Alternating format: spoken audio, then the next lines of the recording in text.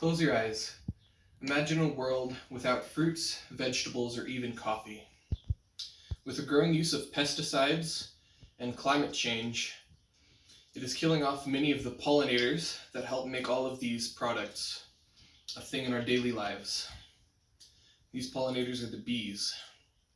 Ever since I was a kid, I'd helped my grandpa in his garden, growing flowers and many other crops. We'd look and observe the bees.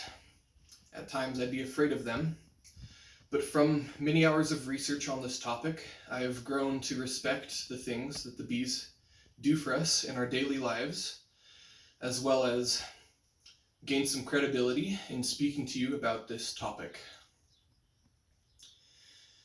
In an audience survey, 33% of you said that you grow your own produce, and 67% of you say that you drink coffee. Many of you say you drink it every day. Bees are what makes all of these products available in our daily lives.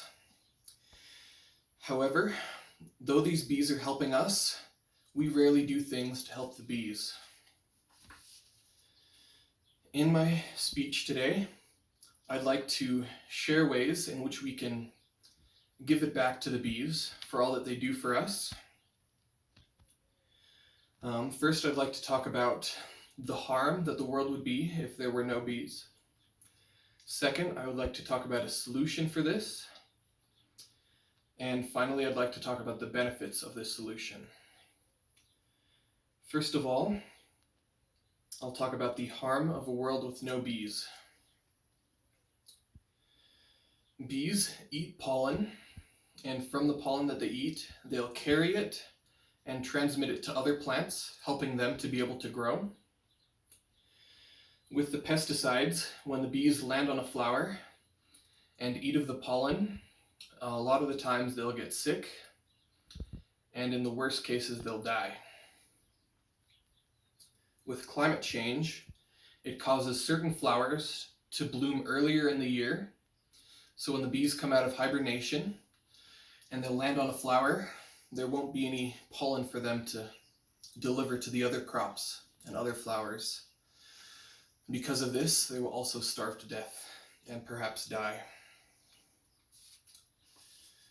Climate change is an issue that has been affecting the entire world. Not just us, but the bees, the flowers, everything in our ecosystem is affected due to this climate change. According to the UN, 60% of countries are actually on track to mitigate some of the damages that us humans have already caused by the year 2030. However, the United States is not one of these countries that is on track. Bees tend to stick towards a moderate climate, one that's not too hot nor too cold. With the average temperature increasing within the past decade by 2 to 3 degrees Celsius, it has caused the bees to lose about 200 miles of their typical climate in both the United States and Europe. With this, along with the pesticides, 29 to 45% of bees die off each year. And because of the lack of bees, there's a lack of pollination going towards the crops that we use every day. Are you still not concerned about this issue? The bees pollinate 90% of the crops that we have in the world. All the things you see here are products of these bees. Coffee, fruit, veggies, wheat. Without these bees being able to pollinate them, in our grocery stores, the prices are going to go up. Products like honey, it'll go away. It affects everyone. Like I've mentioned earlier about the survey, more than 50% of you guys drink coffee, and all of you guys buy produce weekly. With the prices going up, it'll be harder for us to adjust to our lifestyle that we have in our week-to-week basis. Now I'd like to transition into our solutions on how we can help. A lot of people turn towards beekeeping as their first alternative. However, beekeeping is an expensive hobby. You have to buy the gear, you have to buy the bees. In America, it's roughly around $1,000 to start up the hobby of beekeeping. The bees that are held by beekeepers rarely get out to pollinate. A lot of the times they are kept in their container where they'll just produce honey. This is an okay solution, but there's one I'd like to propose that I think is a lot better. It's a lot simpler and it's a lot cheaper. It's the planting of flowers. Flowers are everywhere. You can buy them at grocery stores, greenhouses, even Walmart has them. Flowers give the bees the pollen in which they can use to pollinate the other produce items and cause them to grow. Plus, who doesn't love a pretty flower that smells good? Flowers will feed the bees and therefore increase the bees' population, therefore helping us in return. Even a small number of planted flowers will help be able to produce enough pollen to help our gardens, as well as the other things that people grow on a day-to-day basis. Flowers also give us cleaner air, better crops, and it will not increase the prices of the produce in the grocery store.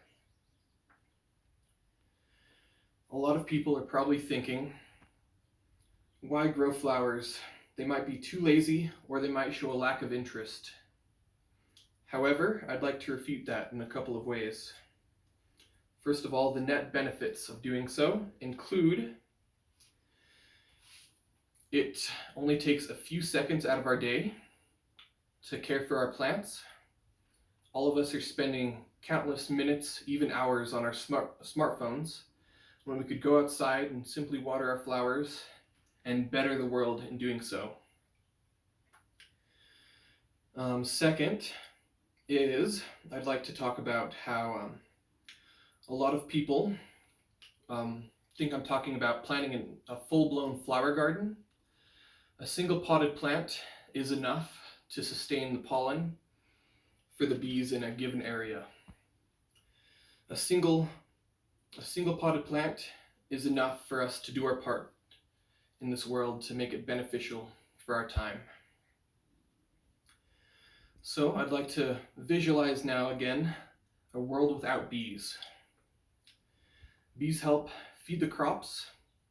Alfalfa is one of those crops that our livestock eats.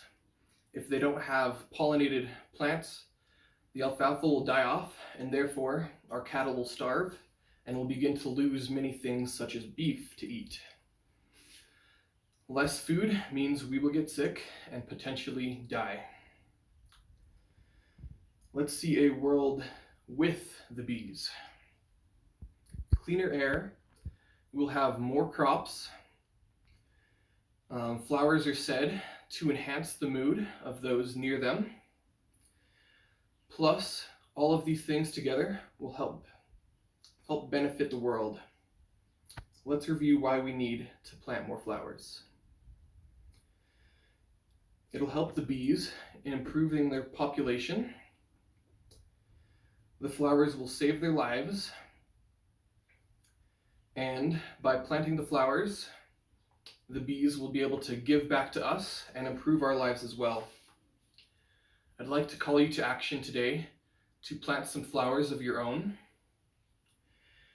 And that way we will not have to visualize a world in which the bees do not exist.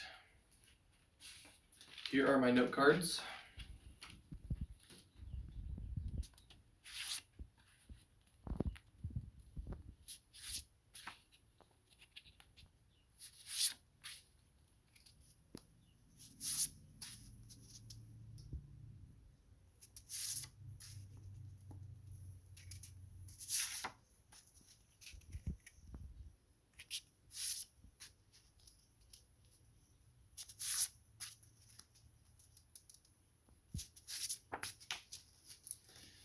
And here's my audience.